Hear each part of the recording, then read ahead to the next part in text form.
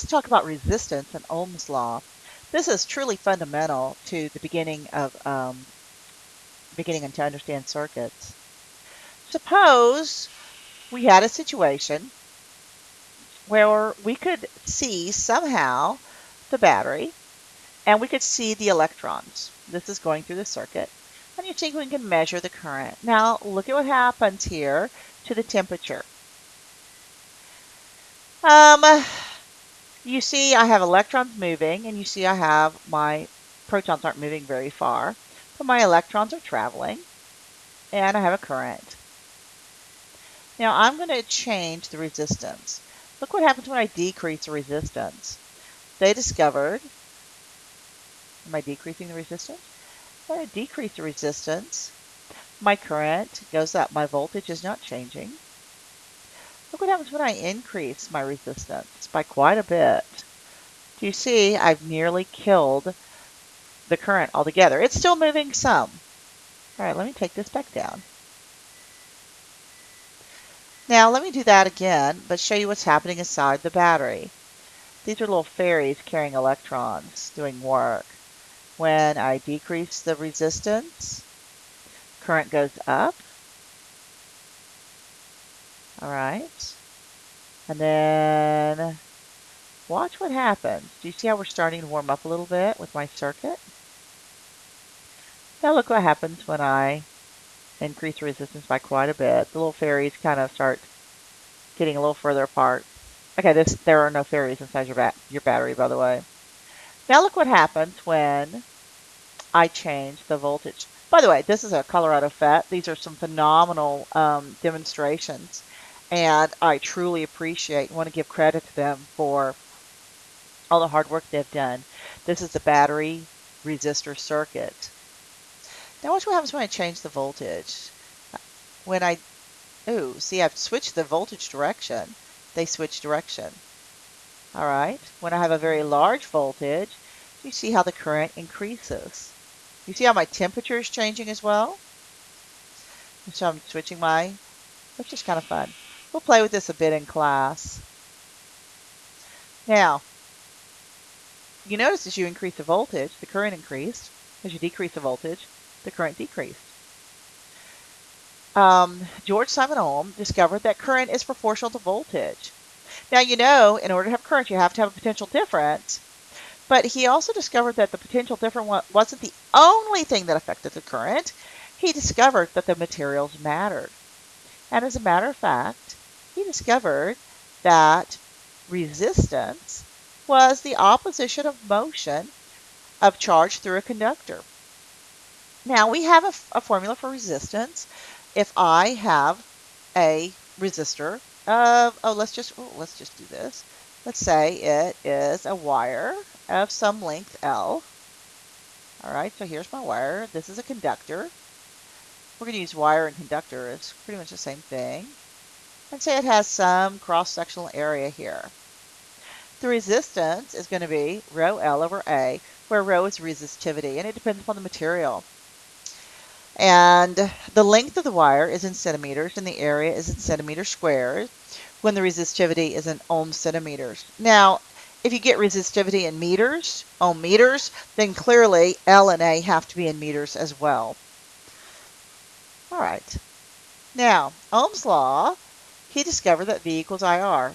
Initially, what they did was they graphed the voltage versus the current, and they found this beautiful straight line. Not bad, but a beautiful straight line.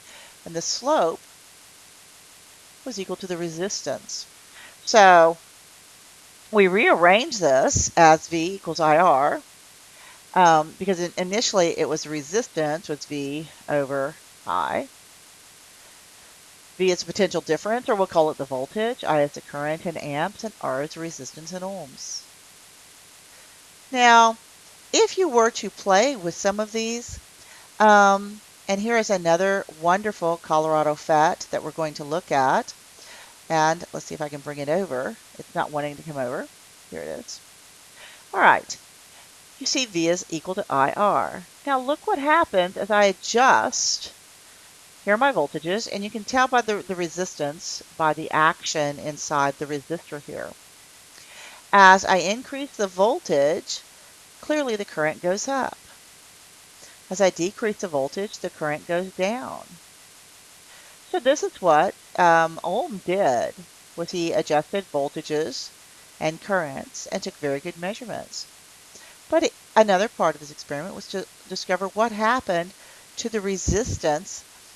All right, you see, as you adjust your resistor, you change out your wires, then the product of current times resistance is equal to the voltage. So this is if you have a fixed voltage and you're adjusting the current and the resistance.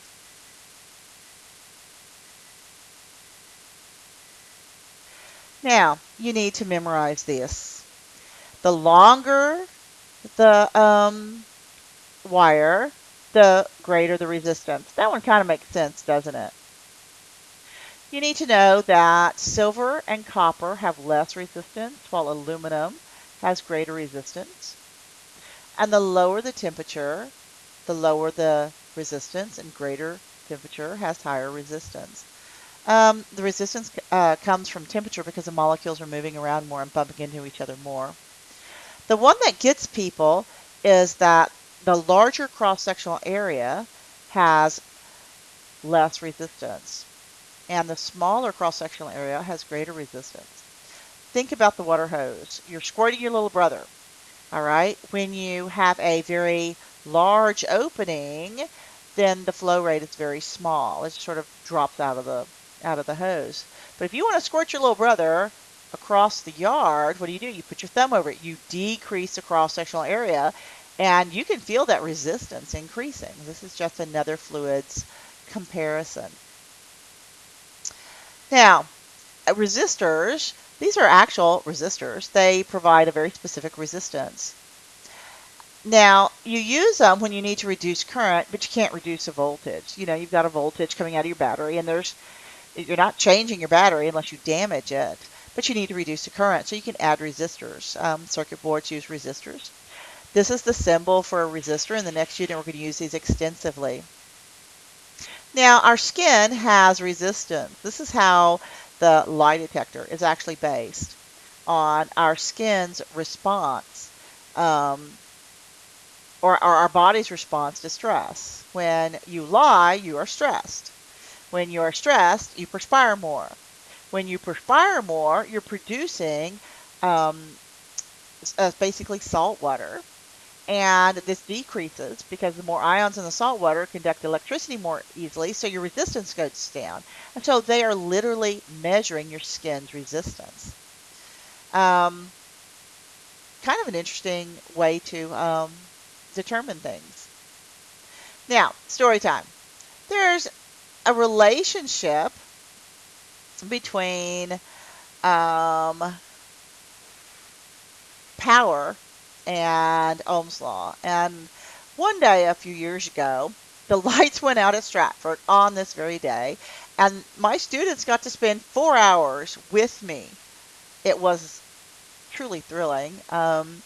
And so we kind of came up with the story of Piv and Veer. Now, Piv and Veer are friends. Please know this. Piv and Veer are very good friends. Veer, V equals IR, Ohm's law, and Piv is the power.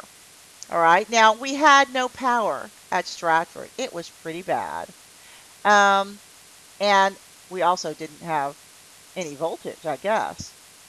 Now, once upon a time, long, long ago, Piv and Veer were friends, and they were stuck in the dark in room 3038, and they were doing everything they could to get the lights back on. Now, Piv and Veer were horsing around, and in the process, they decided to harass their teacher. Can you imagine some of my students wanting to pick on me? So, Veer was quite the contortionist. All right. At first, when they were horsing around, Veer just went and sat in the lap of Piv. All right. So what happened was Piv became I squared R. So they literally transformed. So Piv changed the way he looked because of his friend Veer, and Piv became I squared R. Now, Veer is, like I said, quite the contortionist. So he decided to rearrange himself and do the same sort of substitution again. Now he chose to do this because after an hour and a half, Mrs. Jensen was getting kind of nuts. So let's see what happened to Piv when Veer transformed himself into I is V over R and plugged himself in. So this is V over R times V. So this is V squared over R. It turns out there are three ways we can represent the power in a circuit. Either P is IV, I squared R, or V squared over R, where P is the power in watts, V is the potential difference or the voltage in volts, I is a current in amps, and R is the resistance in ohms. Now I want to point out something. You're going to have trouble writing the ohms. All right?